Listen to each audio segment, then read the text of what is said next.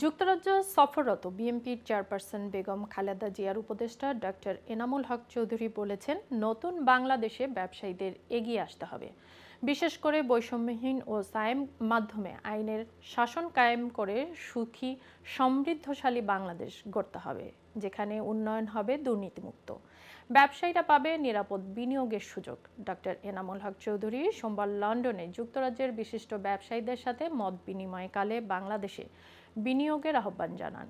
Business forum ইউকের আহ্বায়ক Abul Lay's খানের সভাপতিত্বে ও ফেরদৌস আহমেদের পরিচালনায় অনুষ্ঠিত মত বিনিময়ে যুক্তরাজ্যের ব্যবসায়ীরা বাংলাদেশে প্রবাসীদের বিনিয়োগ ও হয়রানির বিষয়টি তুলে ধরেন।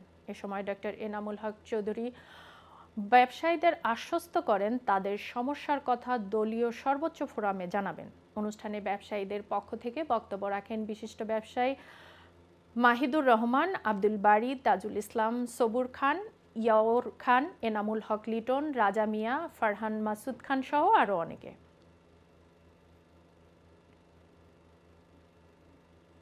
সাথে আমরা বসে যে জিনিসটা মেসেজটা দিতে চাচ্ছি, আপনাদের এলাকায় সমস্যাগুলি আপনাদের দেশে এজ এ বিজনেসম্যান হিসাবে নতুন বাংলাদেশ, যেটা আমাদের প্রিয় নেতা জনাব তারেক রহমান সাহেব ৩১ দফার মাধ্যমে প্রতিষ্ঠিত করতে চাচ্ছেন, অবশ্যই আপনাদের এই জায়গায় ভূমিকাটা পালন করা দরকার। এই আহ্বানটাকে নিয়ে আপনাদের পাশে আজকে আমি আসছি।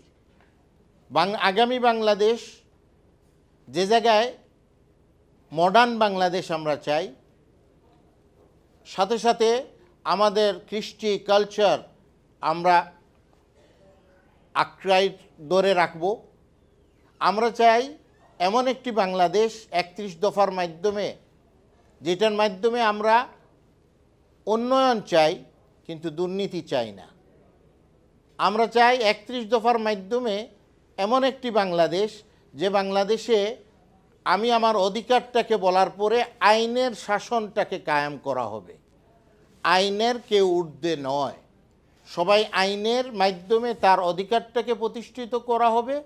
ওই জায়গায় এনামুল হক চৌধুরীর সাথে পরিচয় আছে, সেই জন্য উনি এক্সট্রা একটা টিকিট পেয়ে যাবেন অথবা বিমানে একটা ফেসিলিটি এক্সট্রা পেয়ে যাবেন। ওই বাংলাদেশ আমরা স্বপ্ন দেখতে চাই না।